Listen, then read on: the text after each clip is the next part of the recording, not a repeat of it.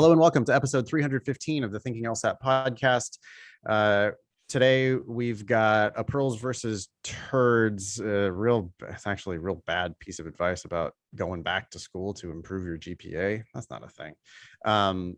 We have an email about personal statements. Oh, we started with a logical reasoning question from PrepTest 73. Turned out to be a flaw question with a fairly predictable flaw, but a couple of answers that were worthy of digging in. We talked about the difference between fails to consider and takes for granted. Those mean two different things. So you know what I just realized too, a couple episodes ago, the title of the episode was "Could Be Worse" flaw. Mm-hmm. And this is another example of a could be worse flaw. Like things could be worse than what you're thinking. Yeah, I guess that was basically the flaw. Could be worse. Yeah. Interesting. Okay. And then we did a whole bunch of personal statements. We had some that were really good and we had some that were really, really bad, like cut all of it. But we had there's the last one we do is actually pretty exciting, I think. So you can stay tuned for that. This is going to air on Monday, September 13th. That means that you are 2 weeks away from the November LSAT registration deadline. You can come to my October 2021 LSAT study group if you would like to talk to me about whether you should register for the November LSAT. We'll be having that conversation in upcoming weeks. So please do come to that. That's Thursday, 4 p.m., by the way. And all you need is a Demon free account to come to that class and ask me whatever you want to ask me. October LSAT is coming up in the middle of October. November LSAT is coming up in the middle of November. But the next deadline that you need to worry about is September 29th to register for the November LSAT. I wonder, Ben, it seems clear to me that, well, obviously the registration deadline for November is way before the October LSAT, let alone the LSAT, the release of the scores. Yeah. But what they did this time, unprecedented, people who took the August test and also registered for September, as you hear this, it will have just happened, but the scores are coming out. The August scores are coming out this Friday.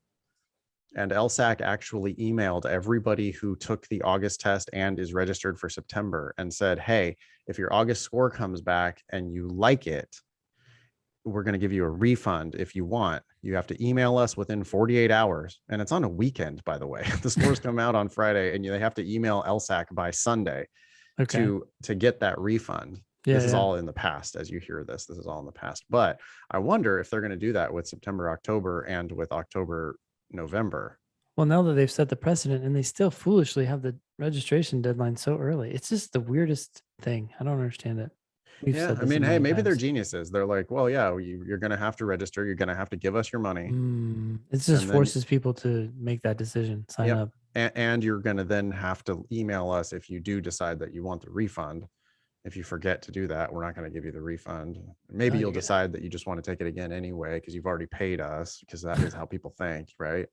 It's harder to opt out than to opt in, right? So it's nothing but good if they do that. Like, I hope that precedent is going to be established. If that's the case, then it's going to be a no-brainer for everybody to just go ahead and, like, yeah, if you're taking October, you go ahead and register for November, hoping that they're going to do this same thing. We don't know whether that's going to be true yet, but hopefully it will be. Hey, Ben, you think people want to come work with us? I hope so. We want you.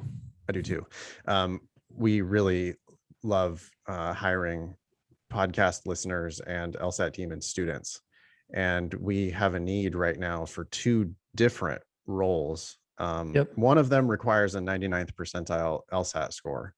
If you get your LSAT back and it's in the 99th percentile and you want to teach and tutor for us, we are hiring. We need teachers for LSAT Demon Live. So please, if you want to teach for us, email the show, help@thinkinglsat.com. We also, and this does not require an LSAT score, we need customer service, specifically business hours, fielding telephone calls. We need TAs for our classes, and we need help with 2.0 Demon, basically testing new features and bug fixes and stuff on the Demon. So that's a separate thing. So if you're interested in doing customer service, telephone calls, TAing for classes, testing features for Daemon 2.0, email help@lsatdemon.com. If you're interested in teaching and tutoring for us, you can email help@thinkinglsat.com, actually, or just email me directly. I'm Nathan@lsatdemon.com. And we'll talk about your 99th percentile LSAT score and maybe teaching for us. Anything else about that? No. All right. It's a fun team. There is something else. That's true. I would say everybody enjoys working here. I mean, maybe I'm blinded. They could just be lying to us because we're the bosses, but we love it here. Yeah. They do seem like they get along and help each other out quite a lot. And hey, well, we know for sure that it's a good way to meet some pretty badass lawyers, right? Mhm. Like we've got 2 of them right now who are 1Ls at Yale, people who TA'd with us or taught for us. Are actually Yale 1Ls right now, and everybody else is also all over the place at all kinds of different badass places. So it is a good group of folks to meet, not just me and Ben, but people who are going to actually be doing work in the legal field. That'd be good for you. So again, it's help@thinkinglsat.com if you want to talk about teaching, and it's help@lsatdemon.com if you want to talk about any of these customer service roles. All right, now let's get on to the show. Okay, we've got a logical reasoning question in front of us. This is from PrepTest 73, section 2, question 15. I think the way to do it is I'll read it, try to shut up, and let you react. Sound good? Sounds great. Marketing consultant says, last year, I predicted that LRG's latest advertising campaign would be unpopular with customers and ineffective in promoting new products. Okay. So this consultant is telling us what he predicted last year. He thought that this would basically be a failure, this marketing campaign. I don't know where he's or she is going with this, but I expect that it probably did fail, right? Most people don't tell you what they predicted when they were wrong, but sometimes they do. Yeah, I think that's my reaction too. I'm like, all right, so you're probably gonna tell me you're right. But LRG ignored my predictions and took the advice of a competing consultant. Okay. Still waiting for the shoe to drop. What happened? Yeah. And also now there's a little like, it's almost like maudlin kind of, right? It's like this consultant is butthurt that they didn't they didn't listen to me. Yeah. All right. This season's sales figures show that sales are down and LRG's new products are selling especially poorly. Okay. I mean, that's not good. That's not good for LRG. And it does seem to be good for the marketing consultant. Yep. Here comes the conclusion. It says, thus, the advertising campaign was ill-conceived. Okay. I don't think that the marketing consultant is definitely wrong. I think it's very possible that the advertising campaign was ill-conceived. But when you say that as your conclusion and you're asserting that it was in fact ill-conceived, you need to prove it. And all I'm thinking right now is that the advertising campaign was probably ill-conceived. There's certainly a possibility that although things are bad, they could have been worse. This is a super common flaw in the LSAT, right? Yeah. We don't know what they would have been. And so we don't know if the campaign actually ended up helping, even though the sales figures are especially poor. Yeah. I was talking about this in class last night. Mm-hmm. Our job on LSAT logical reasoning, it's a special form of like this ritualized combat. It's actually quite civilized. Sure. We're not going to always wholeheartedly accept one view or the other view on LSAT logical reasoning. We have to be able to, because it's like, hey, marketing consultant, I understand your argument and you could be absolutely right, but your argument hasn't actually proven your conclusion. And so as your attorney, or as an opposing attorney, either way, it doesn't matter. Yep. My job is to tell you ways that you might lose. Yeah. Right. And I'm not saying you definitely lost. I'm not judging you. I'm not on anybody's team yet.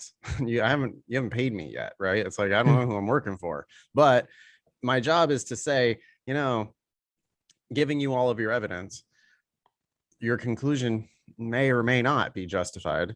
Yeah. And my job isn't to look for ways that you could be correct. My job is to really look for ways that you could be incorrect. Yeah. Right. And sometimes we go searching for those ways and we can't find them. And then we're like, well, damn, yeah. You've Other done times, a good job. There's a giant elephant in the room, right? Yep. I mean, it's 2021. I read this in 2021 and I think, what if last year was COVID? Yep. That could be it. Yeah, sure. Could be that they didn't follow your advice. The latest advertising campaign was a dud. You told them so. They didn't listen to you. They listened to your competitor and now they suck. And it could totally be because of that. But it could also be because of any other reason, like a global economic disaster. Yeah. And to push that even further, like we were saying, the disaster is why the sales are down, but they're not as down, or they're not down as much as they might have been. Maybe the campaign actually kept the company afloat. No, it could literally be the greatest advertising campaign ever. Mm-hmm. But it could have been in a climate where LRG's new products were just not going to sell for whatever reason. Yeah. Okay, good. The marketing consultant's reasoning is most vulnerable to criticism on the grounds that. Okay, this is a classic flaw question. This phrasing is used over and over and over again. What is the argument most vulnerable to criticism? Or which criticism is it most vulnerable to? And that means if I haven't figured out the flaw in the argument, well, I better stop right then and go back and figure it out. But in most cases, if we're paying attention, we've read the argument, we see that it's bad, and we've identified why it's bad. I feel like a lot of new test takers, they're like, oh, that argument sucks. Oh, yeah, it's really bad. And it's like, okay, cool. Why is it bad? And they're like, well, it's just not good. And it's like, yeah, no, that's the definition of bad. Thank you. But what makes it actually problematic? What's your objection? We've made our objection. So I'm ready to go into these answers. Okay, we're looking for something that they did wrong. And you've already been yelling at them about hey, man, you're basically ignoring all other possible causes for the sales being down. All right. A, did it take for granted that LRG's sales would not have been lower still in the absence of the competitor's advertising campaign? So this is interesting because it kind of touches on what we were talking about, but it's not assuming that they would not, it's assuming that they would not have been lower still. Hold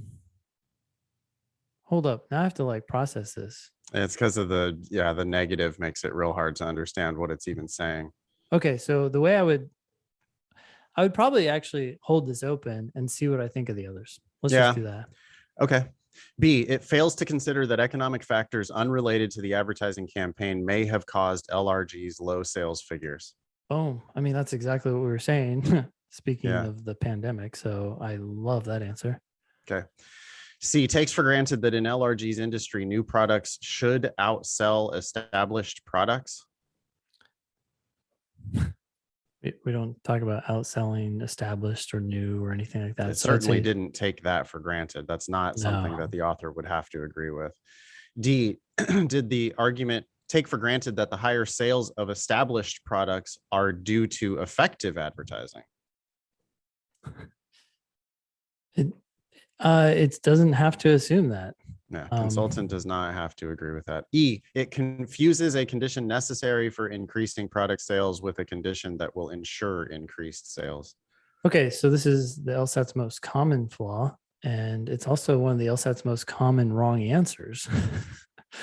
They love to throw it in there because not only does confusing a condition necessary for another sufficient condition, talk about confusing two conditions, it confuses test takers, but this is not confusing an if clause for a then clause or anything like that. Yeah, that very commonly correct, but we would have predicted that answer if it were correct. That's one where we would always have been just yelling about it. I'm never surprised when that's the correct answer. Like that one, you've got to learn to see coming a mile away.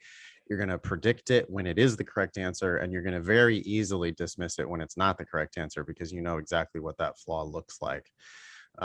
Going back, I think here in real life, I bet you wouldn't even think about it anymore. You would pick B. You know they did that. That was one of the things that we were yelling about. We know for sure they did that.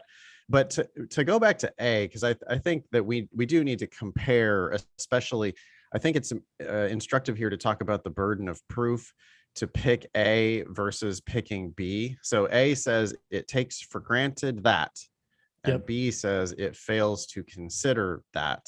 Yeah. And what's the difference between those two phrases? Yeah, so big difference. It fails to consider that when an answer choice starts with that wording, which is super common, it's just accusing the marketing consultant of forgetting something. And most arguments, or not even forgetting, ignoring things. And most arguments ignore a lot of things. In fact, they ignore everything that wasn't discussed. Yep. So it's a pretty low bar. When you say, hey, you failed to consider something, the answer is almost always, yeah, I sorry, I didn't think about that. The question is, does that matter? And so then that's the only thing we have to figure out. And here, the author or the consultant did fail to consider economic factors unrelated to the advertising campaign. And does that matter? Yeah, that matters a lot because that could explain why it dropped. So does this happen? Is that a problem? Yes. And it's a low bar. Yeah. Right? And with A, when it starts with it takes for granted that, that's a much higher bar. You're accusing the consultant of assuming whatever comes after it takes for granted. You're saying, hey, you're assuming yada yada. And for them to, and it's not just like you're saying you have to assume this. So if they can say, hey, look, I understand what you're saying, but I don't have to agree with that claim for my argument to still stand, it's over. That answer choice is wrong. Yeah, I mean, and it can be right because sometimes they do have to agree with a statement. And if that statement were not true, they'd be in trouble. But here, so do they have to agree? Yes. Does the marketing consultant have to agree that LRG's sales would not have been lower still without this other advertising campaign? So yeah, in the absence of, so without the other campaign, it would not have been lower still. So it would not have been. So it's basically saying, yeah, you have to agree that competitor's advertising campaign didn't do anything. Nothing. Yeah. Right. And that's the problem with that statement, is that the marketing consultant can go, well, no, of course, any shitty advertising campaign is better than no advertising campaign. I don't have to agree that their sales wouldn't have been even lower if they didn't even do that shitty campaign. Yeah. I don't have to agree with that statement. Yes, it probably worked somewhat. Nonetheless, it's poorly conceived and going to be unpopular with customers, and it's not going to work. And look, their sales are down, and especially their new products are down. And so I don't have to agree that it was completely ineffective. I just have to agree that my shit was better and this shit's not good. That doesn't mean I'm agreeing like that it did nothing, right? So it's a very tricky answer. I would imagine that a lot of people think A is a good answer because it is kind of close to what we were talking about. It's just that burden of proof, we have to prove that they did this thing. And takes for granted means necessarily assumes, means you have to, like, I have to be able to prove that the marketing consultant has to agree with this statement. Yeah. Whereas, and I can't, so I can't pick A. Whereas with B, fails to consider this thing. Yeah, I mean, you failed to consider everything that you didn't explicitly say. So fails to consider, no problem. It's what about this? What about possible economic factors unrelated to the advertising campaign, like a global pandemic or a recession or whatever? What about that? And that is a problem. And so that's the answer. Cool. Yeah. Cool. Excellent work. All right. Let's move along to, we've got a pearls versus turds here. I'll let you read it. Sure. Pearls versus turds is where we take some wisdom from out in the universe and we decide whether it's good advice or bad advice. Right now, the scoreboard is 15 pearls, 53 turds, and 24 ties. Sarah writes in, "Hey guys, I had to turn off another podcast because the advice was so horrible that I would rather work in silence." I like the podcast listeners. I like the people who listen at work. Sarah's like, I'm at work. It sucks. I want some entertainment. So I'm listening to these LSAT podcasts, but not that one, whatever that one is. She didn't name it. That's funny. That is funny. There was a suggestion for splitters. So a splitter is someone who has a high LSAT and low GPA or vice versa, to return to undergrad or grad school in order to improve GPA or simply display higher ability on applications. Because seeing as your GPA is set at graduation, this makes zero sense. Do people know that? What a waste of time and money. That's all. Bye. Okay. Thanks, Sarah. What do you think of this advice? Go back to school and work on your GPA. Seems like a turd to me. My understanding is if you graduate, that's it. My understanding is that a second bachelor's or like more undergraduate credits do not change your undergraduate GPA. If it did, then people would do that all the time, but it doesn't. Therefore, people don't do it. Therefore, this is an auto turd. I was thinking about it. Even if you could do this, I'm not sure that it's worth the effort. I mean, it's so hard to move the needle on your GPA. What are you going to do? Take a whole semester of classes? Yeah, I suppose you could go take a bunch of easy shit. I don't know. Seems like a lot of time. No, hey, I'm not, but I'm not like the type of crazy person who goes to law school, you know? I know a 1L at Penn. It's right now, this was yesterday, September 7th, and a brand new 1L at Penn told me that they have all of the readings done for the month of September. School has not actually started yet at Penn.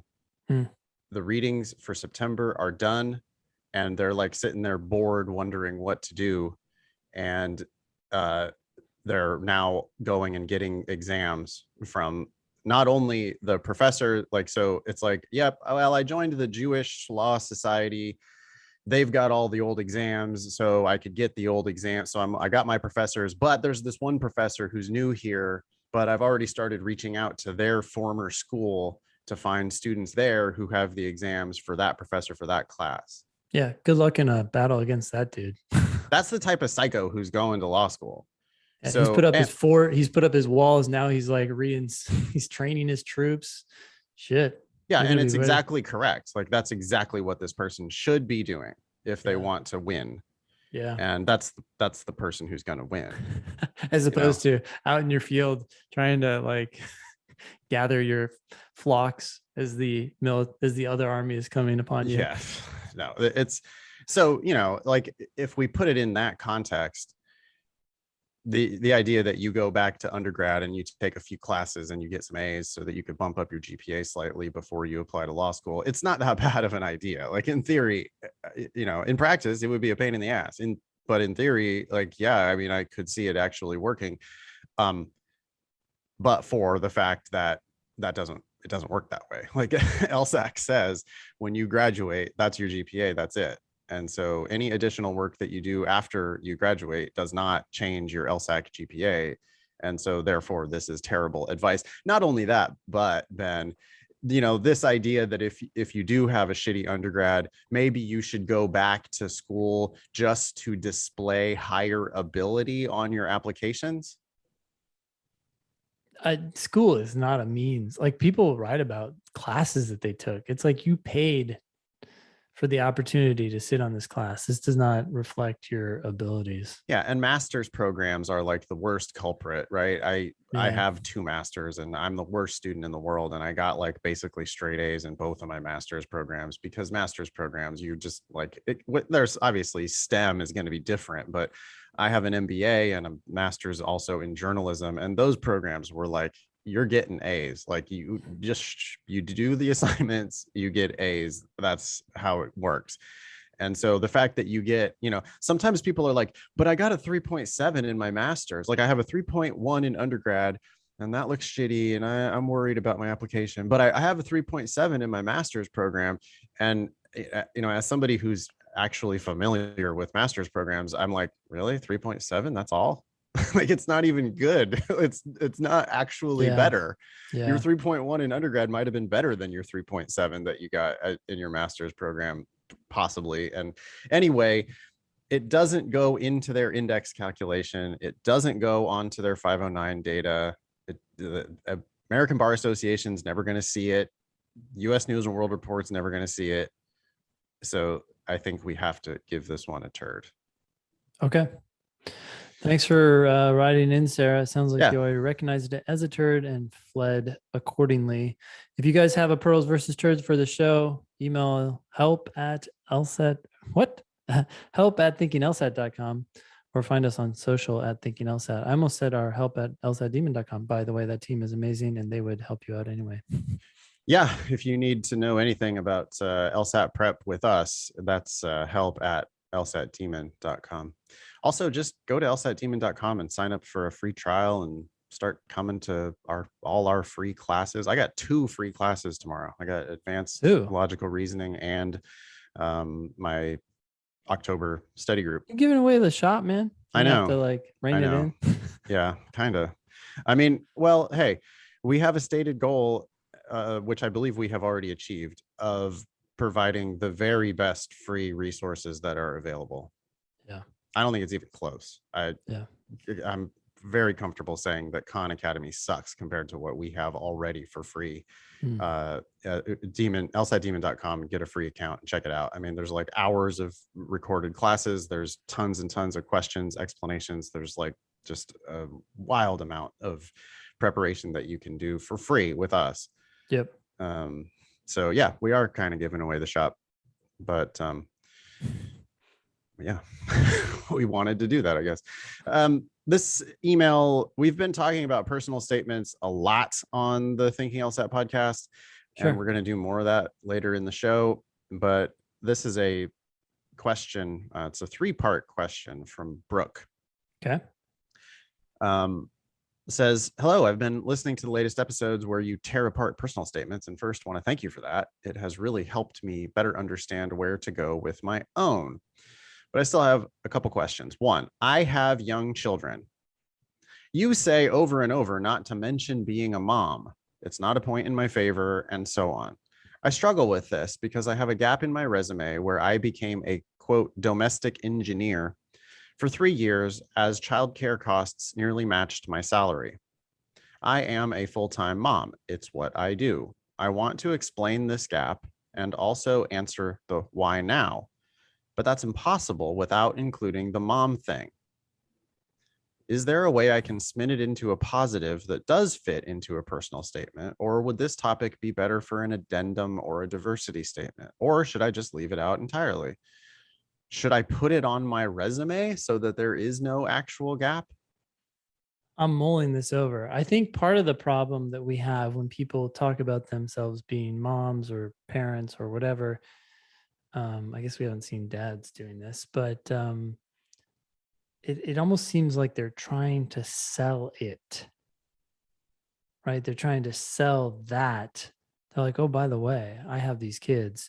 And that's like, it's the way they're presenting that information. That does happen a lot, which is why I think we have had personal statements on the show before where people are going on about their kids and we're like, what? That doesn't like make you a good candidate for law school. But what I think is happening with Brooke here, she just seems to be too worried about this gap on her resume. And what I really, so it's like, Brooke, why are you're like, hey, here's a big hole in my application, so I'm going to focus my personal statement on that. You don't have to do that. The personal statement is it's a page and a half introduction. It's an elevator pitch for yourself. It's an elevator pitch for, I'm going to go to law school and kick ass. Mm-hmm. It's not, you don't need to focus on what you think is a deficiency on your resume. Who gives a shit? Like, you're drawing attention to something that you think is a problem. Yeah. Stop it. I guess I feel like there are ways to address this that are indirect and therefore don't come across as you trying to sell it. And so then we're not skeptical of it. So for example, like I feel like we've done this before where we tell people to mention something, and it's really the way it's mentioned is it's presented as like a transition, but it has the side effect of, alerting the reader to the fact. But it's half a fucking sentence. It's like, yes, exactly. You do it in like the last sentence of the paragraph, or the last sentence, maybe, right? The very last sentence, because endings are shitty and most people just shouldn't even have an ending. But maybe Brooke would write about her actual professional experience, which we're going to get to in her next question. She has cool stuff to talk about. She could talk all about that. And then in the very last sentence, she could say something like, for the past 3 years, I took the past 3 years off so that I could raise my kids. And now I'm ready for law school. Exactly. So that's all it merits. That you don't need more than that. Yes, but it's also very, it's weird. It's like powerful, right? Because you can address that concern without, like you said, highlighting it or bringing attention to it, or like all of a sudden, geez, feeling the need to talk about it for a page and a half. No, she's like wanting to make it the focus of her resume, which would be, or the focus of her personal statement, which would be a terrible waste of an opportunity to sell herself. Yeah. She also, she thinks the domestic engineer phrase is clever or whatever. She's seriously considering putting it on her resume. No, don't do that. Don't do that. Like, don't get cute and don't like overly dwell on it. I think try to be down to earth. It's literally just like, a half a sentence. This is what I did, and then I took time off to do this. Great. Totally excited for this next step. Like, I've raised my kid. I took these 3 years off. My kids are in whatever. I'm ready for law school. That's it. You don't need to do more than that. Anyway, and yeah, you just don't need to do more. 2, you've read a couple of personal statements from people involved in the military intelligence community, and that's part of my background and focus of my personal statement as well. Which, just make that the focus of your personal statement. You don't, the mom stuff doesn't need to be the focus. You don't need as well. You have one focus. One focus, yes. Much of what I did was top secret, so I can't be very specific, and I'm worried that will come across as vague and not impactful. Is it appropriate to mention that I can't be specific, or does that sound like a humble brag? Look, I mean, if you're going to be unable to tell us things that help us see you solving problems, then you might need to write about a different story. I don't understand the nature of your restrictions. But if it forces you to speak high level, general claim and make general claims about what you did, I don't think it's going to be a very effective statement. But I feel like people write books all the time who are in the military, and they change the names of the places, they change various things, and the story is not impacted at all. I don't give a fuck where it took place or what people were involved, but apparently they got it cleared by the DoD. So these things can be done. It's fine. You don't need to specifically say what neighborhood you were in Karachi or whatever. Like, you don't have to exactly. You can, or you could just say in a city in the Middle East or whatever. You just don't. That's fine. And like years, you definitely don't need that. That's like one of the most common things that we tell people to cut, right? People are always like giving the exact month and year and whatever. And it's like, nobody cares. That's not really relevant to your story. So it seems to me like you should be able to keep quite a bit of the. I think I'd have to see it, of course, because execution matters. But I don't see any reason why that is going to have to be a problem.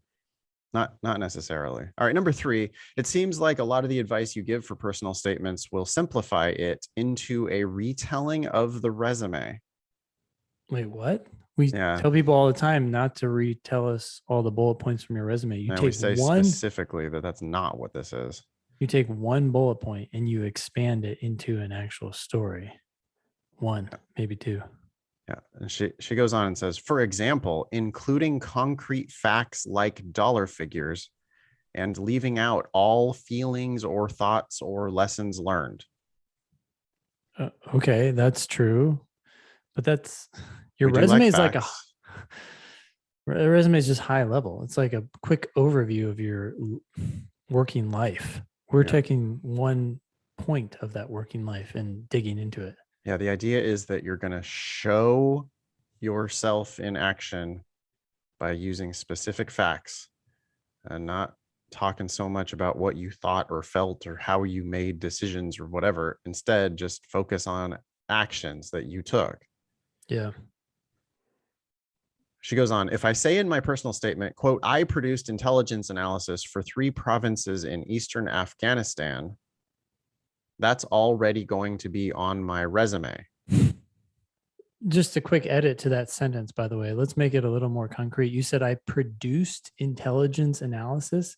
People do this all the time. They use the word produced or created or worked, which are like kind of higher level vague words. I'm glad that this is an I verb sentence. I did something, but I'd prefer you take the noun analysis and turn that into a verb. I analyzed intelligence for 3 provinces in Eastern Afghanistan. Oh, now. But she's still going to be worried that that's already on her resume. Yeah, sorry. I just wanted to get the idea clear. And then I don't see a problem with that because you're going to say more sentences about what you did when you analyzed intelligence. And what do you mean you analyzed intelligence? Yeah. What, for who? For why? And what did that look like? Solving, and what did you do about that? You can't tell that story in bullet points on your resume. No. If you are trying to do that, then you have too many bullet points on your resume. What won't be on my resume is what lessons I learned from the experience. I don't care about the lessons you learned. Yeah. I can't say this strongly enough. I just don't, it's inherently bullshit because you're telling me what's going on inside your own head and you're the only one who knows that. And you could say anything you wanted. And so omit, like it doesn't, if you really learned lessons, then you will have done something with those lessons. Exactly. I was just going to say the same thing. Okay. Think about a lesson that you want to convey to your reader. You're like, oh, I learned X. Okay, great. How did that lesson change what you did? Did your behavior in any way change? If so, tell us what you did. Yeah. If it was a valuable lesson, then it would lead to valuable, actionable changes. And now you can just tell us those things that you did. How about a concrete example from my own life? Sure. This would be entirely inappropriate to put on a personal statement, but I recently learned a lesson that, hey, dude, you drink too much. Yep. If I make the claim that I learned that I drink too much, I learned that I really need to drink. I need to drink less. And I learned that I learned that. I have no idea what to think of that. Because strong lesson that I've learned. Like, do you still drink too much? Like, then have you really learned anything? You just become aware of that? Right. Like, and if I said instead, I recently took 90 days in a row off of drinking entirely. Yeah. Well, that's a statement of fact that demonstrates that I learned the lesson. Okay, great. But I also did a concrete thing about it. Yeah. Now, of course, it would be better if I, was able to say, and I stopped drinking entirely after that, which I totally Yeah. didn't. But what I'm saying is, just an example of like how it's so much more powerful to state a fact that demonstrates that there was a lesson learned instead of making the claim that there was a lesson learned. Yeah, if you're struggling with this, just imagine for a half second if you met someone at a bar and they said, or well, no, I guess a bar is a horrible place to meet, but you met someone, right? And you're talking to them at your friend's house, and they're like, "Oh yeah, I've learned I drink too much." Do I mean, my immediate thought is, "Oh, this person drinks a lot." Yeah. Oh, I totally believe you when you say I drink too much. I'm like, yeah, you probably do. Most people do. I do. Yeah. But so what? Like, Yeah. you telling me that you've learned that lesson, all it does is it like tells me, oh, you have an alcohol problem, like so Yep. many other people do. But if you said, "Oh, I haven't been drinking for the last 3 months," it'd be like, okay. Yeah. When people say I don't drink anymore, Yeah. I go, oh, okay. Like, great. You learned a lesson and did a thing about it, Yeah. which makes me think that you actually learned the lesson all the way. Yeah. And it Instead of, shows like discipline, commitment. I don't yeah, know, just a whole bunch of other stuff that comes along with it that you don't have to then waste the reader's time or beat them over the head by saying. it's just one of a million examples of why showing is better than telling. Telling, you're making conclusions about shit that nobody else could possibly verify, or that don't have like actual real world, there's not a real world concrete example. You're just making claims, you're just telling me things, you're trying to force me to believe that you've learned these lessons. Yeah. And you can do it frequently, you can actually do it in fewer words, you can say much more in fewer words if you show me actions. That's it. Yeah.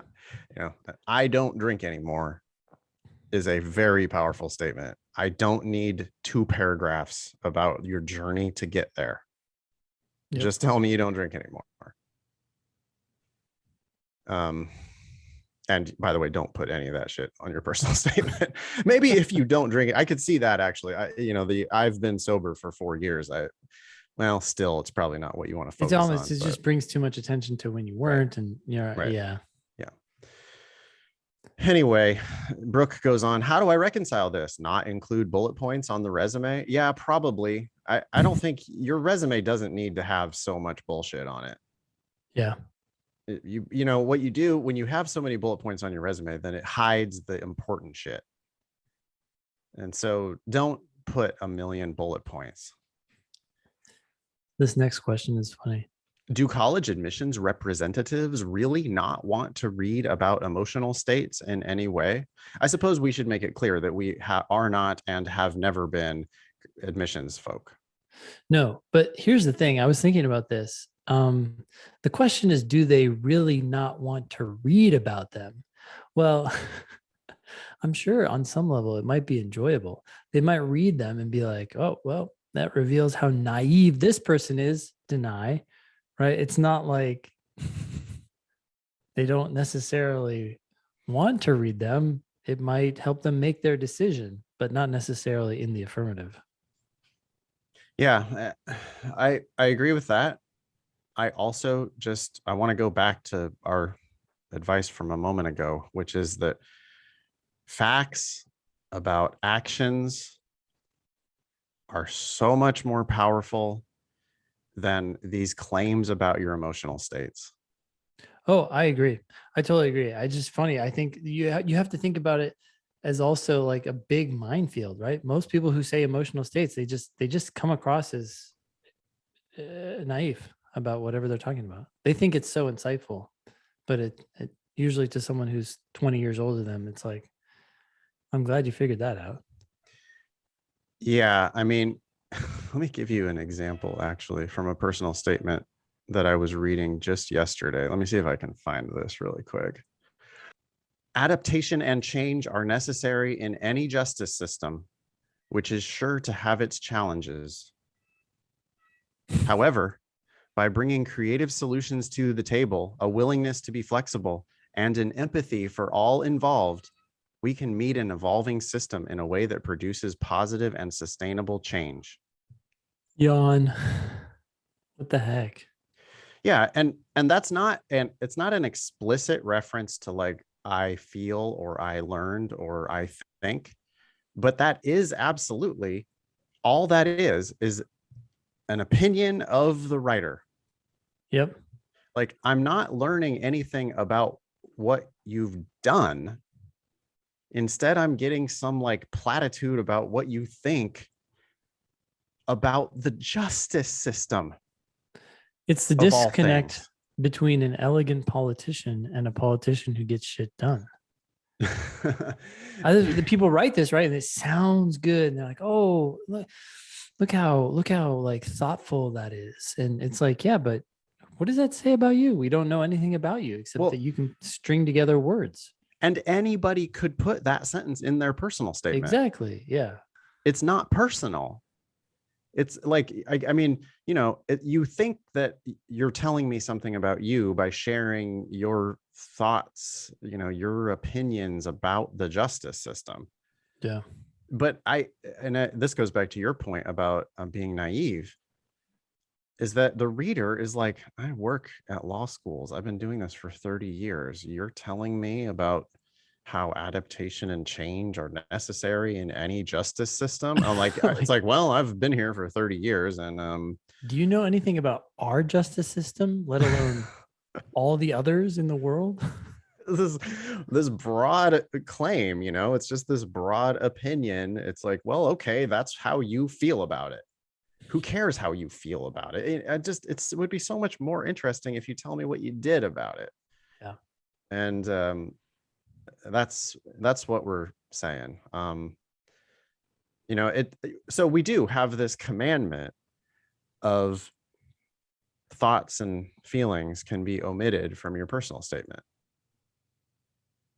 But the point isn't so much thoughts and feelings are awful and they don't want to ever hear anything about that. That's not what we're saying. What we're saying is it would be far more powerful to use that real estate to talk about shit you actually did. Yeah. That's what we're saying. Okay. Thank you, Brooke, for writing in. Thank you.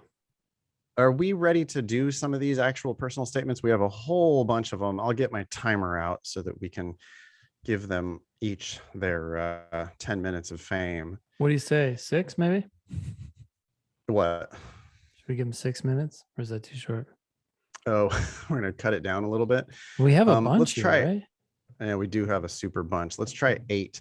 By the way, we have a new set of procedures for this.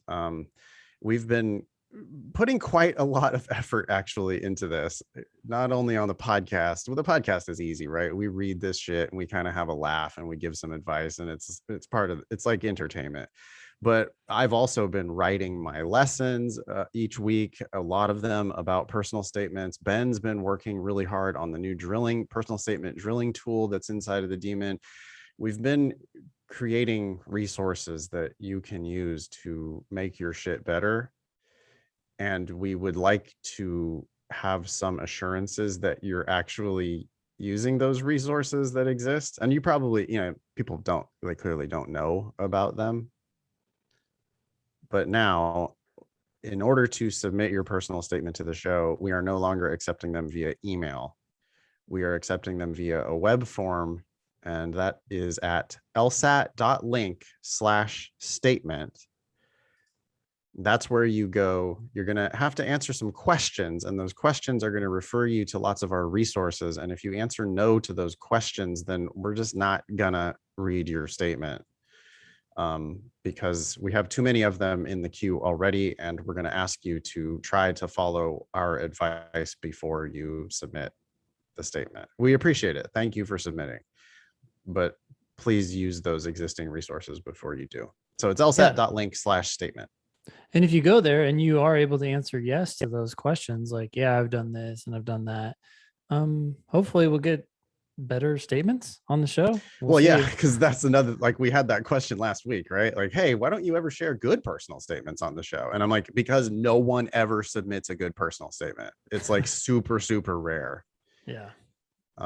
Yeah, we are harsh critics, but it's just very rare that anything meets our standards. All right, ready to Cool. do Sam's? Let's do it. I'm a chemistry major and collegiate baseball player. Okay. My baseball career has not been defined by my on-field successes. I haven't thrown a single inning in 3 seasons on the varsity team. However, I have lettered each season and earned 3 academic all-conference awards. I'm not sure why he threw in the negative information about himself. Yeah. I don't like it. It all of a sudden like kind of lets me like, I don't really follow baseball, but I'm like, okay, well, I don't know what this totally means, but it sounds like you weren't successful. Why do I need to know about that? Yeah, maybe. I mean, I'm hoping that it's going to be like I've tried my damnedest. I love baseball. For whatever reason, I haven't like been out there, maybe injury or something. But what I'm hoping is this is going to become a demonstration of, hey, the life of a student athlete, and I've been kicking ass as a student part of the student athlete, right? I like this 3 academic all conference awards. And so I'm willing to allow the like, hey, I'm a student athlete, but it ain't about the athlete part. Anyway, I don't hate it. The sentences are short. I is the subject of 3 of those 4 sentences, which is pretty good. Yep.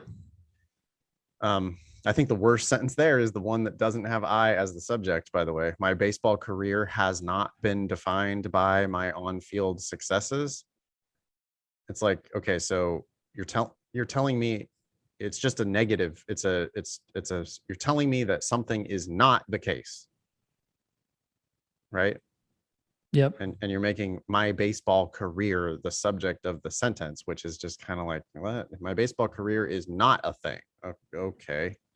But anyway, you can't have I as the subject of every sentence. We do need a mix. So, okay. My typical day in season consists of a 6 a.m. workout,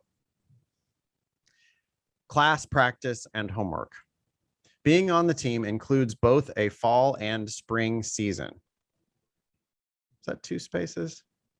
Sure is. 2 spaces after that sentence. Also notice that sentence, being on the team.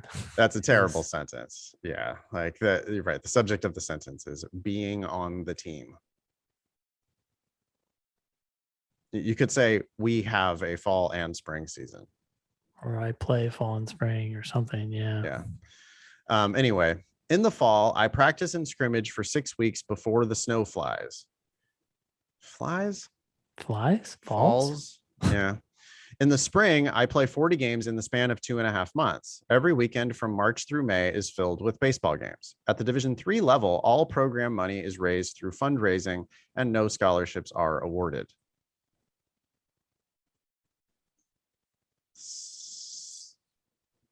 Okay.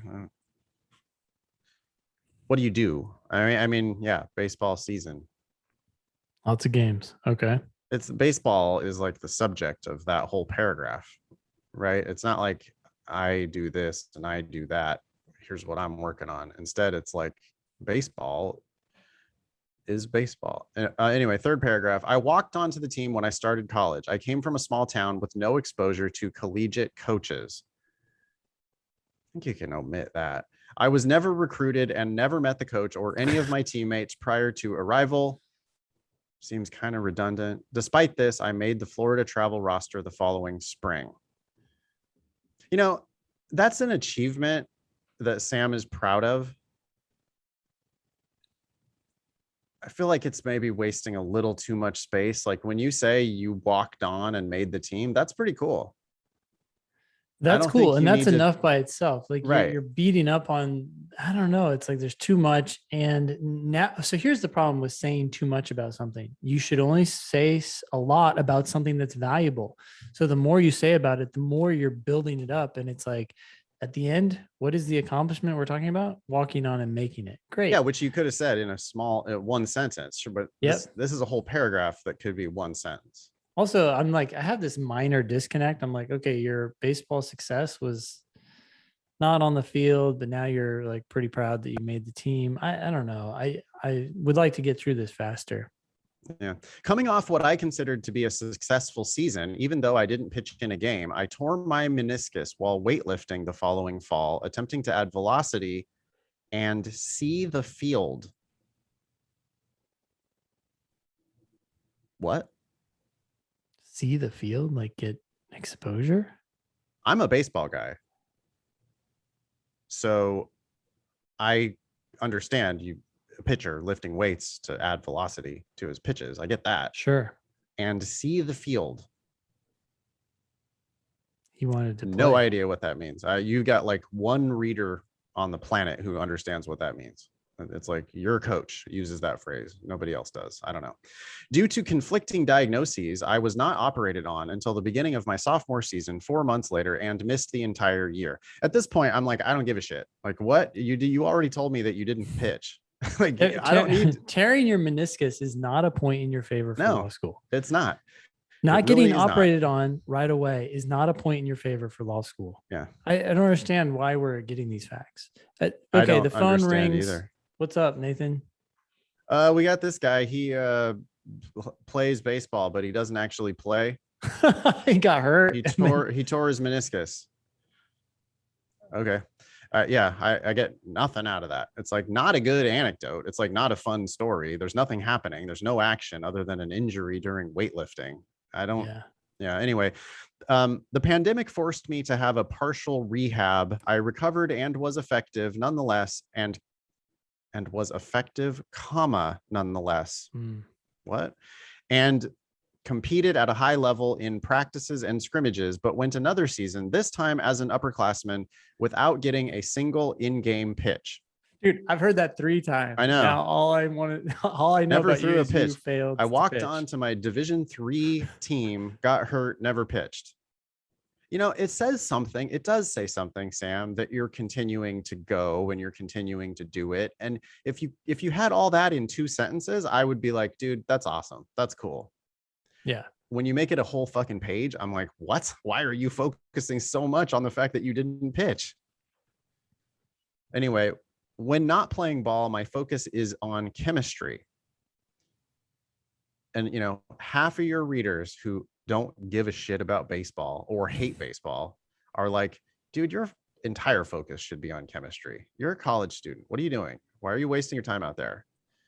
But anyway, we got this transition now. In the fall of my junior year, I was nominated for a local internship by the chemistry department faculty. I performed quality control and assurance for 3 months at a car wash product manufacturing plant. I tested and approved products and raw materials such as phosphoric, sulfuric, and soft acid. In my time as an intern, I also designed and created my own product by scaling down a factory batch. That could be cool. Instead of selling a green colored mint smelling soap, I designed a orange colored raspberry smelling version of it on a much smaller scale. It passed all necessary tests for field use as well. Wow, all of a sudden these sentences started to pick up, right? It's like, I did this, I did that, I did this. I mean, I know it's at a car wash, but like I'm finally seeing Sam win. Yeah, and we're out of time here, Sam. I think you get like a full page of you not playing baseball, and that needs to be like 2 sentences, and you need to go way more into what you actually did. I don't want to hear so much. I didn't pitch. But that's it. We're out of time. You ready to move on? Yep, for E? let's do it. All right, you're up. E, my name is redacted, so E apparently, and I'm a mentor and tutor at NPO, a community center that services underprivileged and at-risk youth in the neighborhood I grew up in.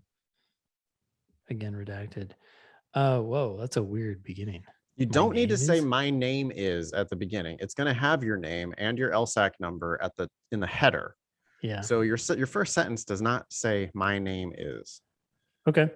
So if you just started with I'm a mentor and tutor at this community center, okay, now I have a Great. picture of you being mentoring and tutoring. You could even say It's a that I standalone- mentor and tutor underprivileged youth Right. at this community center. I would like that better. I would like that better as well. You could use mentor and tutor both as verbs.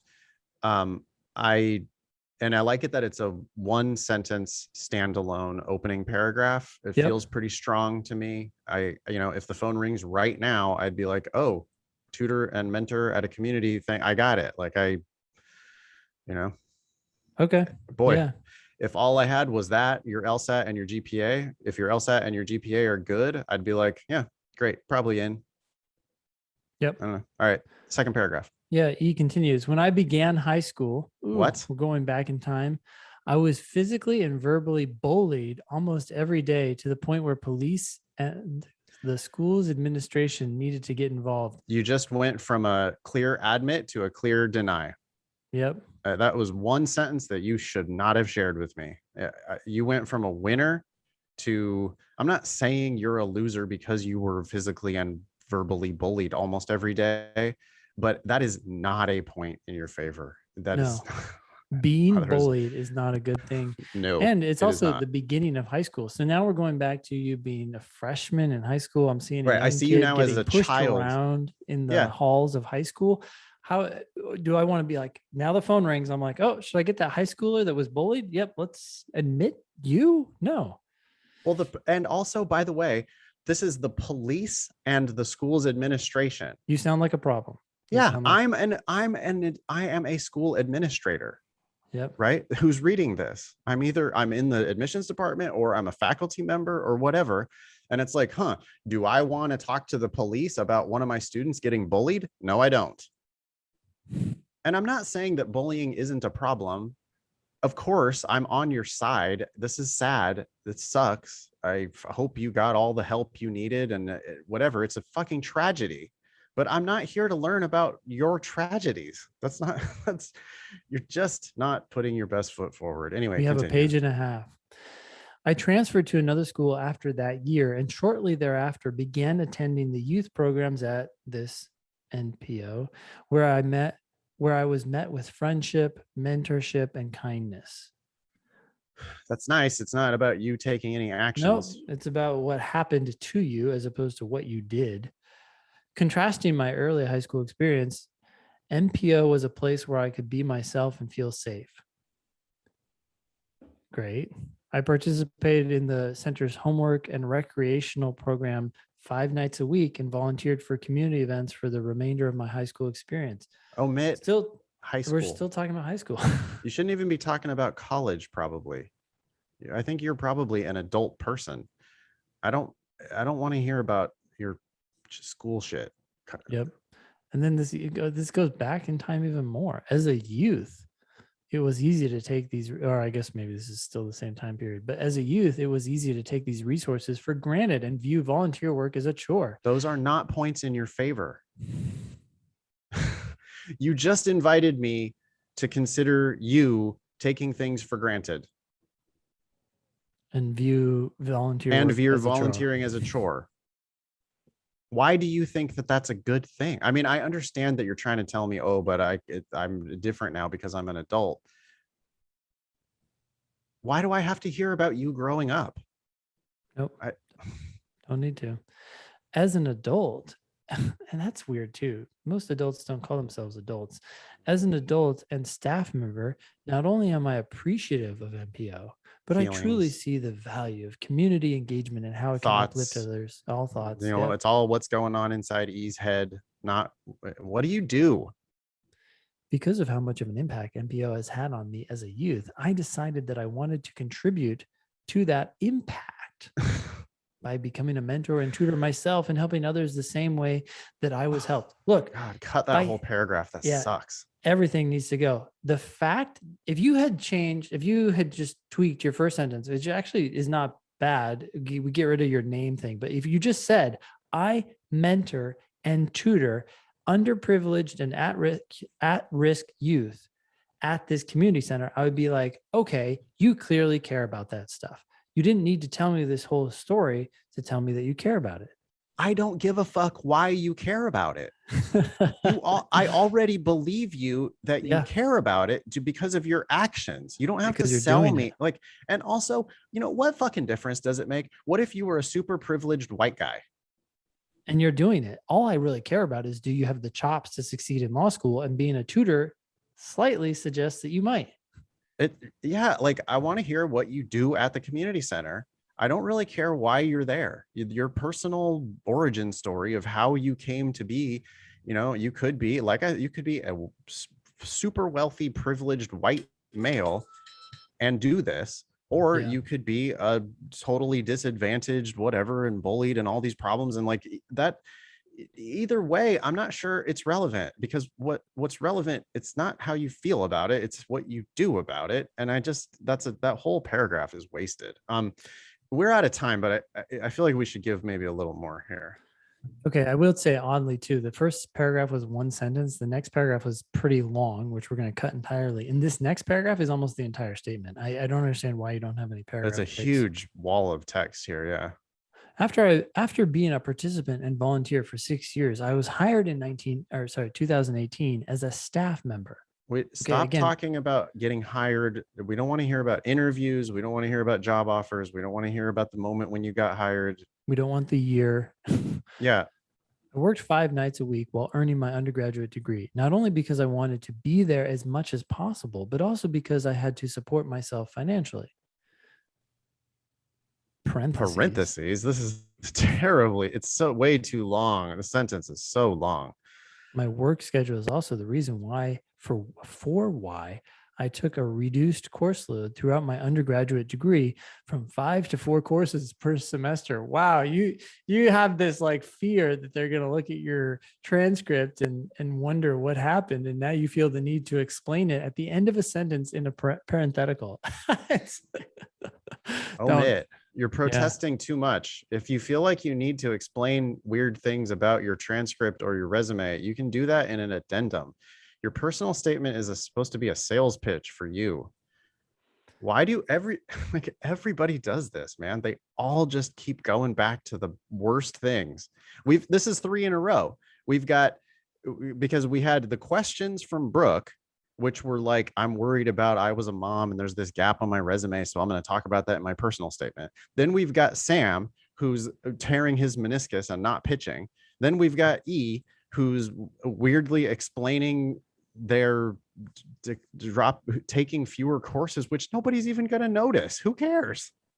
Yeah, you know what's crazy is that you know yourself 1,000 times better than anyone else on this planet, and you're hypersensitive to your failings, but no one's aware of it and no one even wants to hear about it. What they want to hear about is you succeeding, but you're so self-conscious of it that you just, I guess, feel compelled to quote, tell the truth or something. It's like they feel like everybody's watching and seeing that failure, as opposed to realizing that everybody's just busy and wants to know how you succeed in life. I don't think we can't read the rest of this wall of text. This third paragraph is like just wildly too long. By itself, it's one paragraph that is like 75% of the statement. Nobody's going to read all those words, man. Nope, they wouldn't even read it. I don't think they would see it and go, see ya, after the first 2 but paragraphs. skimming down, I see a lot of telling with this has taught me how to be a leader, how to lead with compassion and kindness, and how I can use my trauma to help guide others through their own challenges. For these reasons, I look at my time at this place with gratitude and pride. My traumatic experience and how this organization helped me cope with it has contributed to my decision to go to law school. Boy, I mean, E is just violating every one of our rules. Like this person has taken none of our advice. Yep. And then they apparently at the very end, they have a why law school sentence that is generic to any law school, and then says, thank you for considering my statement and application. Okay.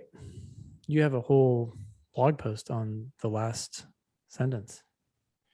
Yeah, you definitely do not need an ending.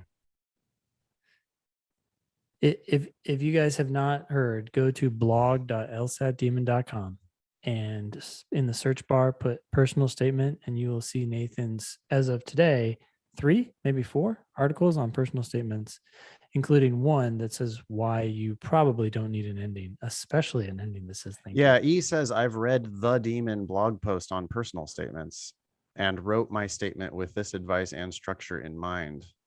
But yeah, there are several blog posts, and I definitely think you're ignoring half of what we've said. I mean, I'm more concerned about having a good personal statement than a personal statement that I think is good. Well, that's good. Okay, so E is demonstrating like a willingness to improve.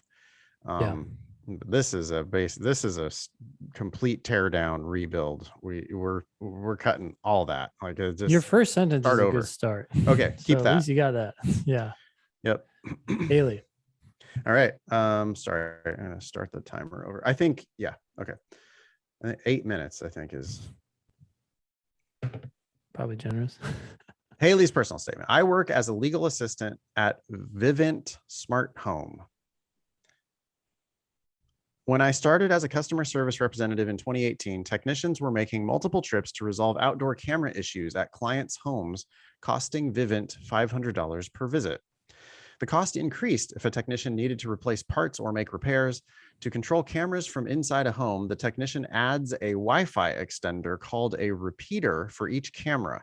When a client had multiple cameras, our technicians, customers, and customer service representatives could not distinguish which repeater needed work. And that's the end of the first paragraph. Like, what do you do? Yeah, it's a lengthy introduction to a problem that I don't care about. I guess you're going to tell me that you solved that problem. I see Haley trying to do what we've advised. Yeah. It is way too much about a technical issue that I don't like. What? Okay. And that's the whole first paragraph. I don't know. The more you say about it, the more of a drum roll we're getting, the more of like, okay, what are you going to do to solve this enormous problem? Better be a huge, amazing solution. I suggested the technicians use white electrical tape and a black Sharpie to identify the repeaters. It worked. Installation costs stayed the same and customer satisfaction soared. The call centers were able to effectively address issues and reduce the overhead cost of time spent troubleshooting over the phone. The protocol was launched in late 2019, and this became a proactive step in reducing the number of technicians who had to visit clients' homes right as the lockdown started due to COVID-19. Not sure what that has to do with anything. Overall, it saved the company thousands of dollars per state per month. Vivint plans to finish implementing it across the 50 US states and Canada. And that's the end of the second paragraph.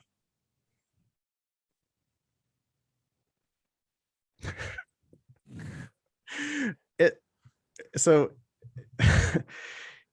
you solved a problem, Haley, but I feel like you're overselling this protocol. Yeah. Like, you're a legal assistant. And you came up with a engineering solution. You came up with a very lo-fi, smart, don't get me wrong, it's a great fucking idea. I mean, I'm surprised that these engineers were not already doing this. You figured this out. Oh, you figured it out when you were a customer service rep back in 2018. So this is like a 4-year-old story about a very mundane fix. It's like, well, you could take some white tape and a black Sharpie and write the thing and put it on there. And this is kind of amazing that it's getting implemented across all the 50 states and Canada. It sounds almost like there was a committee waiting to decide whether they should do it or not. It's weird. It's like it should have been implemented instantly. Been like, oh yeah, well, everybody over there uses white tape and Sharpie. Yeah, Oh. right. It does. It's like part of me is just like, well, I mean, cool. That's a great idea. And of course they would instantly start doing that if they had never thought of it before. But I don't know. The fact that you had one good idea 4 years ago. I don't think it merits 2 paragraphs. I don't think it merits put the first 2 paragraphs of your personal statement. Not the first 2. Yeah. The other Like, problem is there's not a lot that you did here, right? Like you had an epiphany. hey, phone just rings, Ben. You get called down the hall. I'm like, hey, what's going on with you? You got to get any good applications on your desk? I'd be like, well, I'm mildly confused because I have a legal assistant who's solving engineering problems with white tape and a Sharpie. Like, Cool. yeah, if you're installing Wi-Fi cameras around your house and you need somebody who is going to one time 4 years ago come up with a clever idea. Maybe Haley's the one. I mean, one point in Haley's favor is that all of these sentences, I think you need to work on your content, but all these sentences are clear and well written. Yeah. So she knows how to write. Yeah, she does. And I think she's going to be just fine. I just think that probably, I'm sorry, Haley. The fact that this protocol was implemented across all 50 US states and Canada, that's great, but I just don't know that it's worthy of even being included in the statement, let alone I don't know. Like, the what are you first gonna thing. Yeah, you're gonna bring it down to 3 sentences, and then what's it gonna be? I thought of an idea that's One time I came up with a cool idea with a Sharpie and some tape. I don't know. Admit me to law school. No, yeah.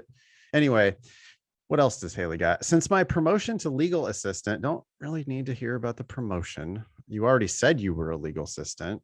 Now you're telling me since my promotion to legal assistant in November of 2020, which is on your resume, and who cares? Yep.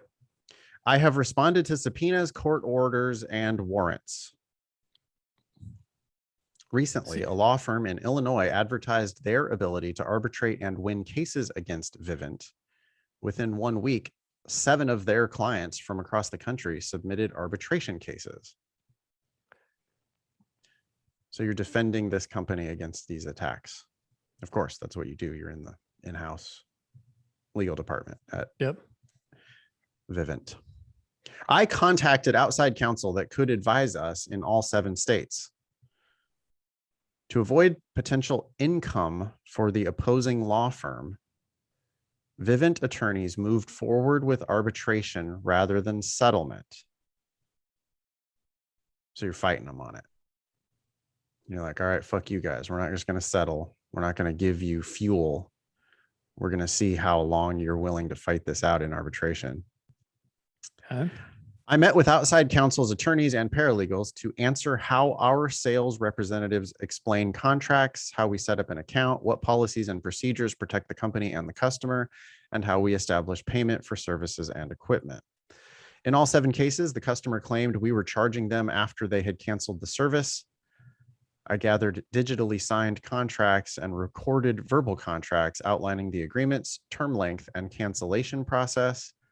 Alarm history records showed some customers continued to use the equipment and services after their alleged cancellation date. I pulled every inbound and outbound call to check for the evidence that each client understood their agreement. I don't hate it. Of the 7 arbitration cases, we offered 4 clients cancellation at no penalty as a courtesy. They accepted. Opposing counsel withdrew 2 of the cases. We settled the remaining case. Since these cases concluded, Vivint has received no further arbitration or legal complaints from that law firm. I look forward to continuing my legal career by studying litigation, specifically prosecution and criminal law. It's not horrible. No. At the end, I think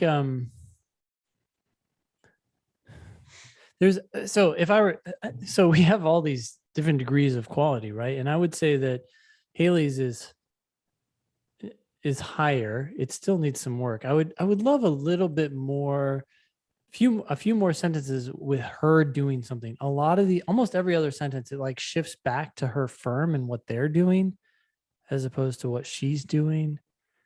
And so I wanted, or the other firm, what the other firm is doing instead of what you're actually doing. But your writing style is clear. There's a few things I would probably change, but overall, this second half of your statement could be expanded, refined, and this could be one of the better statements we've seen. It's already one of the better statements that we've for sure read today, but also, yeah, it's a B minus right now. I think the first 2 paragraphs probably got to go. The whole electrical tape, black Sharpie thing, I think is just, there's way too much. It's taken up too much real estate that you could talk about. Well, yeah, I more think lawyer keep in shit. mind, you're 2 paragraphs and you are the subject of one of them, one of the sentences. And there's so much more that, like, you did one thing and then you talked 2 paragraphs about all the information around it. Yeah, I like the one sentence. I'll read it again. The one sentence conclusion here. I look forward to continuing my legal career by studying litigation, specifically prosecution and criminal law. It's like, well, you're already working in one area of the law, and now you want to study more about that, but also you're specifically interested in criminal prosecution. It makes me. You sound like you've thought about it. You sound like you've thought about it, and you have some credibility to say this because you're obviously involved in litigation and somewhat familiar with this. I could see people who have no connection saying something like this, and it's kind of like, what? Like, do you even know what you want? But yeah, I mean, just overall, like my assessment, I read that and I go, yeah, I basically believe you. Like I believe in you, you know, like think you're probably gonna be successful. So yeah, pretty good. All right, Emmanuel. Wednesday, April 13th, 2011. Wow, okay. Started like any other humid day during Nigeria's rainy season. Merchants tending to their shops, teachers bargaining with taxi drivers on their way to work, and school children filling the morning air with laughter during their commute to school. That's not a sentence. I'm out of here. It doesn't matter. I'm like, what? None of this is about you. Well, it's also not a sentence.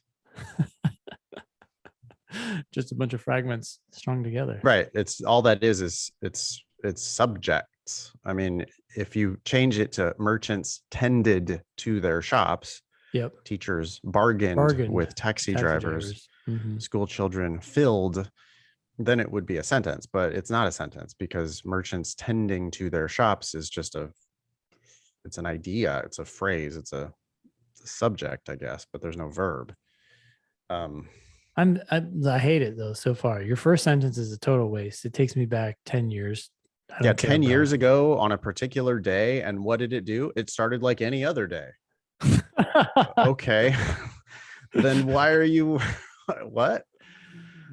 Yeah. We don't and I still don't know anything about you. You have not entered the picture at all. The star of the show has not yet come on to stage. Around this time of year, students in the 9th grade were ecstatic about transitioning into the senior secondary phase of their education. Still not about you. No star of the show, yeah. Oh, here we go. I was one of these students, wide-eyed and highly optimistic about the endless possibilities that could be my future. Boo. Boo, you're a 9th grader. It's just like, okay, so you're a 9th grader in Nigeria. You gave me just totally irrelevant scene setting about merchants and teachers and whatever. Like and all you're doing is you're telling me that you were ecstatic about transitioning into the senior secondary phase of their education. It is a cool time of life. I talked to my 9th grade niece just last night, and she's a brand new freshman in high school, and she's like all excited about it and doing all these things. And it's a super cool time of life. Right. So we've all been 9th graders. So what? Yeah. As the dusk approached and families started to settle in for the evening, I waited on the front porch of our house for my father to return home from his duties as the city mayor. Ooh, I'm afraid of what's going to happen. This was an activity I looked forward to every evening. However, the torrential rainfall and the eerie howling of the wind on that night made me feel uneasy. As the headlights of my father's car illuminated the gate while the horn blared, I sprinted under the pouring rain towards the gate to open it. Nothing could have prepared me for what was on the other side of the gate. Oh, God. What is this? It's like some like cinematic story, but it's irrelevant to law school. I swung both handles of the cast iron gate open, and in a matter of seconds, the deafening sound of AK-47 bullets threw me into a sensory overload. Okay. I threw myself to the muddy ground and crawled back to our house through a foot-high mixture of rainwater and mud. As the ballistic assault on my father's car continued, I looked in the direction of the car's headlights and walked towards them. At that moment, I couldn't let him die alone and was prepared to do what I could to save his life, even if that meant losing mine. My cousin restrained me, saving my life that night. Miraculously, everyone in my father's car escaped unscathed, but the effects of that night would leave me with debilitating migraines and nightmares for most of my adolescent life.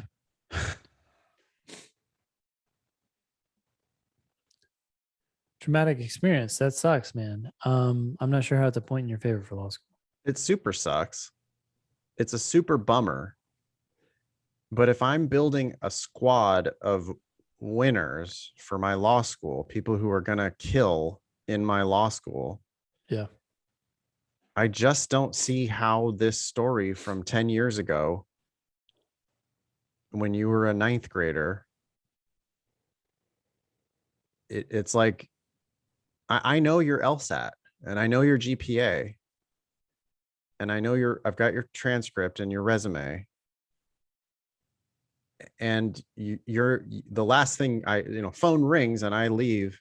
I'm distracted and I'm going to come, like, how am I going to explain Emmanuel to someone else on the admissions committee?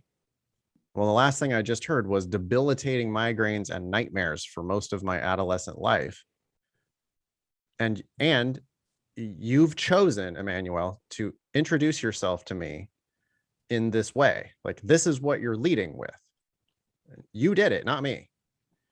So the only thing I know about you is that somebody tried to blast your dad with an AK-47 and you had then debilitating migraines and nightmares. And I'm inferring that you've had probably like trauma and probably still do. It's the first thing you're telling me, a complete stranger, about you. Like, where's the selling point? Like, okay, so yeah, this guy's going to definitely be successful because somebody tried to kill his dad. Nope. If anything, the most logical conclusion would be that you may not be up for the task. It's yeah, I just don't feel like it's a good choice. I mean, it could certainly be like a diversity statement or something, I guess, but like, I don't know, you telling me about the worst thing that ever happened to you is like not probably your best pickup line. Ben always likes to bring up if you're telling a random stranger this stuff in the bar. Yeah. Like, are you, because you're like, you're looking for pity? I don't think you actually are, but that is how it kind of comes off. It's just like, oh man, that's fucking terrible. Jeez. Yeah. Okay, I'll admit you. Like, no, that's not the analysis that they're going to do. Anyway. He continues, I moved to the United States in 2016. Okay. 5 years later, the migraines, shell shock, and nightmares that I experienced after that night were challenges I had to overcome during my final years of high school. More significant challenges arose when my mother passed away from colorectal cancer. What's that? Oh, come on. Okay, that's right there. Goodbye. Like, yeah. I'm done. It's already marginally oversharing for you to tell me about your dad almost getting killed.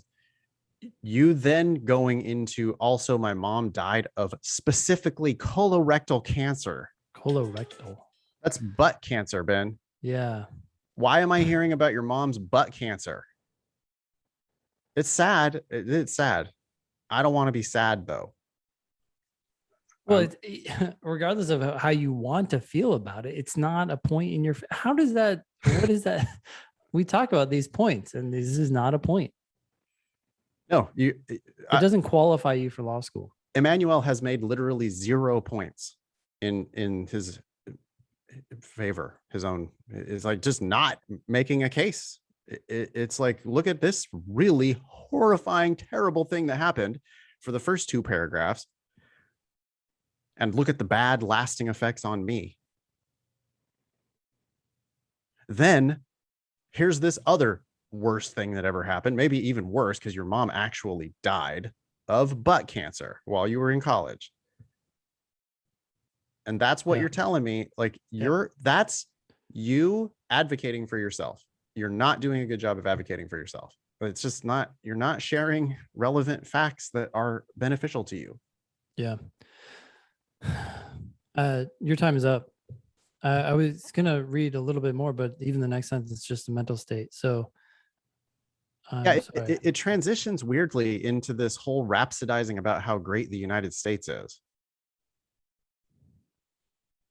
Yeah. And ending with a quote from Obama. Yes, we can. That was his campaign slogan. Okay. Ben, do you see the squiggly underlines on Barack? Oops.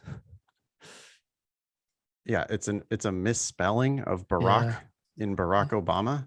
Yeah. Why are you even talking about Barack Obama? What have you learned about Emmanuel? You've learned that Emmanuel has had some serious bad shit happen. Yep. And Emmanuel, though, really likes the United States. And then a whole bunch of just like, the rule of law is the cornerstone of this nation's democracy. Come on. Okay. As an attorney, I want to be among the group of legal professionals tasked with protecting the rule of law on which our country depends. Just a grand claim of justice. And looks naive, right? Yeah. Like your reader who works at an actual law school and produces actual lawyers is like, well, no, like the people who go on and be successful fight over money. Like protecting the rule of law. What does that even mean? I'm sorry, Emmanuel. I think this is another like reboot, start over. I'm not seeing. Ben, is there anything here that you would keep? Scanning all this stuff, nothing. It seems like a rah-rah for America. Look, he says this: as a chemical engineer working with artificial intelligence, I can attest to the rapid development and improvement of machine learning and artificial. Okay, well, thanks for that attesting. But for the love of God, please fucking tell me about your work as a chemical engineer who works with artificial intelligence. That is some serious shit. That's hard to do. Please tell me that story. Yeah. Please do not tell me about your dad almost getting killed. Please do not tell me about your mom's butt cancer and dying. Please don't rhapsodize about democracy and the rule of law and blah, blah, blah. Please tell me about your sounds like super badass work. As a chemical engineer, which by itself is hard, working with artificial intelligence. Hopefully you've actually done something there. If you have, talk about it. Also, why law school? Boy, why? I want to read. I definitely, Emmanuel, please, if you're not already unsubscribed to us, please write a personal statement about what you do at work. Yeah. And submit that to the show. Again, the way you do that is lsat.link/statement. Take our advice, cut all the sad shit, cut all the rhapsodizing, tell me a story of your feet on the ground doing this really important work. And then I'm hopefully going to infer from all that, like, oh, wow, this person is a total badass. Then we can have the part of the conversation where I go, why are you going to waste your talents on law school when you could instead work in chemical engineering / artificial intelligence / machine learning? Like, please do that work instead. Yeah. But anyway. Ashley? Yep. In my second year as a planner, I led a community process to draft the first zoning bylaw to regulate recreational marijuana newly legalized in the state. To start, I dove into studying the various marijuana license categories that had been created, including retail operations, manufacturing, research, and product development. That's the first paragraph. What are you thinking? Not bad, actually. She's telling us something she's doing, and it's law related. Not that it needs to be by any means, but it's law related. At the same time, it doesn't feel like she's trying to pretend to be an attorney. She apparently drafted the first zoning bylaw. Okay, that sounds like something someone might do. It's not like she's, I believe her, I guess is what I'm saying. Are we worried about the weed part of it? I was thinking about that. I don't know. I mean, these things are people have to deal with the legalization of marijuana, right? And this is how people are dealing with it. Maybe it's a good thing. They're regulating it. I do though. And I could be totally wrong about this, but I think most readers are going to read that and they're going to go, "Oh, so she's pro weed, pro legalization. Yeah. She's into it." If there's something else that you could write about, that might be safer. I am not going to hold it against her that she's pro weed. I'm wearing a hat from a fucking weed dispensary. Like I'm the first person who's going to be like, "Oh, cool, great." That said, law is pretty damn conservative, and like I could see, I mean, certainly some law schools probably, like if she's applying to law school in Mississippi or whatever, they're just going to be like, "Nope, we don't do that shit here." No, we don't do that shit here. But anyway, let's see what else she has to say. I reached out to fellow. Sorry, really quick. Yeah. I would cut things like in my second year as a planner. You could just say, last year I led a community process to draft like, I don't need to know about you being a planner and how long you've been a planner. It's a distraction. Yeah, true.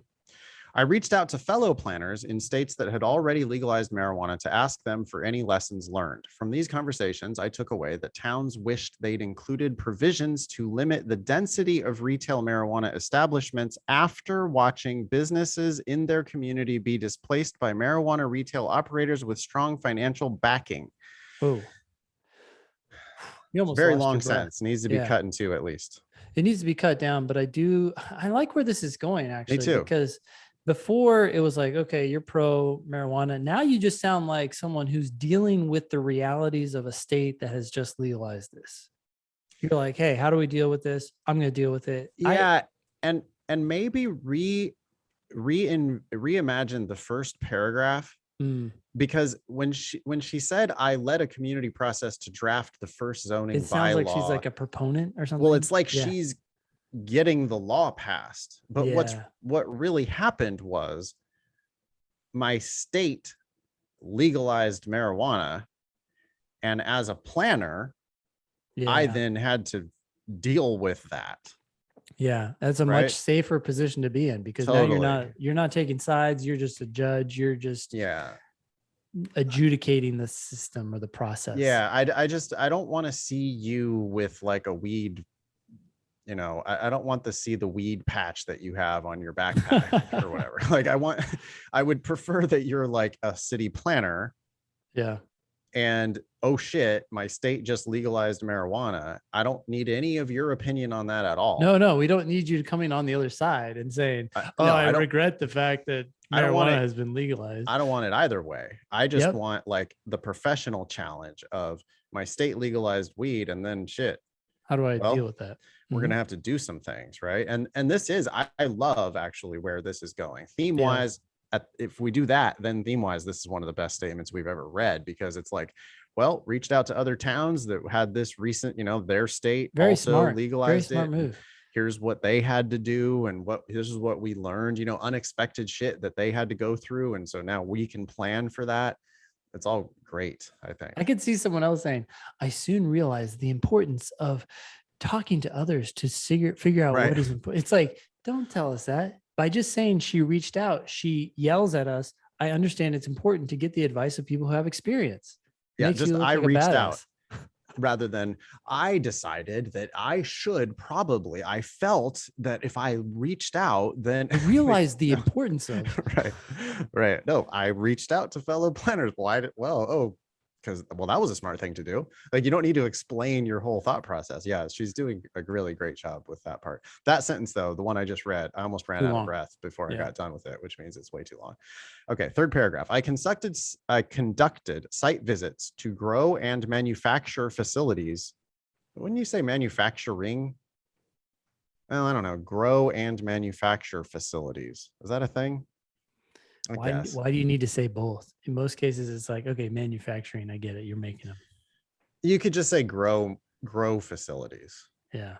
I mean, weed is Or manufactured. Yeah, sure it is. But yeah, I conducted site visits to grow facilities in other towns and observed potential impacts on the surrounding neighborhoods, such as increased noise, odor, and traffic.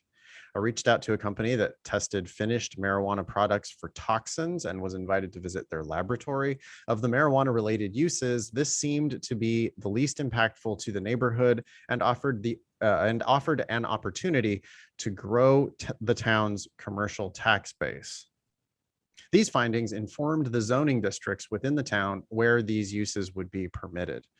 I feel like it's a little hard to understand what she's really saying there, but I like the thought behind it. It's like she realized that, hey, if we allow grow operations, the neighbors are going to be like, dude, now my whole neighborhood smells like weed. Yeah. If we allow dispensaries, then they're going to take over because dispensaries make so much money and there's going to be nothing but dispensaries in this area. Yeah. If we allow companies that do testing of finished products, that's a way that we can allow this business inside my town and get the commercial taxes off of that without pissing off everybody else in the whole town. Yeah. That's pretty cool. Yeah. So she needs to explain this better. Right. Yeah. And I shouldn't have to do that, heavy lifting for her to sort it out, but that's what she's talking about. I think part of the problem here too is she's a planner, and I think planners they use the word impact and impactful a lot because they're talking about impacts as a noun. Just use the normal word. How does this affect your citizens? Mm-hmm. I wonder if she should have chosen, if we're just talking about specifics of word choice, I wonder if she should have chosen cannabis here in some instances instead of marijuana. I'm under the impression, this could be totally apocryphal, but when I see the word marijuana, I think somebody told me one time that word was actually originally chosen in order to demonize cannabis because it's like a Spanish word. Yes. Yeah. And it's like in the 60s or whatever, when it was like, oh God, we have to make this illegal. The people who wanted it to be illegal constantly called it marijuana instead of calling it cannabis. And I'm not sure that that's even true. That could be totally bullshit. So don't take my word for that. But look into it. If I was Ashley, I would look into that and I would maybe choose cannabis instead of that word all the time. Okay. And maybe they're interchangeable. If they're interchangeable, then you should use both of them just so that you don't have to say the same word all the time. By the way, here's a writing tip that I learned from Ross Guberman, which some of you may end up reading some of his books in law school, but it's one it sticks out to me all the time. And it's the use of the phrase such as. So people do this all the time. They say, here's what she said. She says, I conducted site visits to these facilities in other towns and observed potential impacts on the surrounding neighborhoods, such as, and then she lists the impacts. And what he told me, and I've done this ever since, he's like, what's going on there is you're going from a very general idea, potential impacts, to the specific examples. And when people are reading, it's hard to imagine the general. Let me guess. Yeah. Let me guess. You do it the other way around. You start with the examples and then you say, and other blah, blah impacts. So you almost never need the phrase such as. So you'd say, I conducted site visits to these facilities in other towns and observed how they affected noise, odor, traffic, and other things. Right. Or maybe you just leave it at those three. A lot of times you don't need the right. Well, we can infer that you probably do other things as well. Yeah. Yeah. Great. That's a nice tip. Yeah, I like that. Okay. We're out of time. Okay. That's way too long, though. The rest of this statement goes on and on and on. At least she's got stuff here to talk about. I think She you could does. cut this down, tighten it up. You could have a really top-notch statement. A real seller. What the hell is this shit? GPA. Third to the last paragraph. Managing a community process of this scale was significant because my path to becoming a planner started when I decided to pursue a degree in urban studies as an undergraduate student at UC Berkeley. I spoke with guidance counselors to understand what I needed to do to transfer. The first told me this and the second told me this other thing. It was true. My GPA at this point was not great. What? Oh my gosh, why are you talking Ashley, about this? what are we doing? The second to the last paragraph. Sometimes the backseat of my Chevy Lumina hosted my online classes, and I learned the hard way to keep extra batteries on hand for my reading light. Oh dear. Cut all that shit. You had me. I was already on your team. If you feel like you need an addendum to talk about your GPA or whatever, then that's fine, but keep it out of your personal statement. Wow. This was like an A that then clearly, as she keeps talking, goes to shit. Yeah. You know, it's like, okay, that person at the bar, you're like into them. They're telling you stuff you like. Yeah. At some point, you just shut up. You already won. Yeah. You just keep rambling. Then it's like, oh God, okay. They're interested in you, and then they're like, oh, never mind. Never mind. Yeah. You had them, but boy, the time that you should have just omitted. It's all like those whole last two paragraphs got to go. None of that. Now, all of a sudden now it's a catering, bagel shop, nannying, handing out flyers. Don't make me picture you doing random scattered jobs. I already was picturing you as a total winner. Thank you, Ashley. We have 3 more in the hopper. I say we postpone them and force people to go through the the form going forward. We'll see how many that limits. What is that link again? That is lsat.link /statement. Yeah, we love reading these personal statements. I hope it's helpful. You know, some of it, we actually saw a couple good things today. We also saw some super terrible things today, but yeah, please submit. We'll do as many of them as we can if you're interested in that. You can also just be LSAT famous generally by emailing help@thinkinglsat.com. We need pearls versus turds submissions. We need excuses of the week submissions. We need news and stuff from whatever's going on out there in the LSAT and law school admissions world. So please do email help@thinkinglsat.com and get onto a future episode of the show. If you have questions about the LSAT Demon, you can email help@lsatdemon.com. We've got the best customer service team anywhere, and you're going to hear back from them promptly if you email them. We also have the best tool there is for LSAT prep.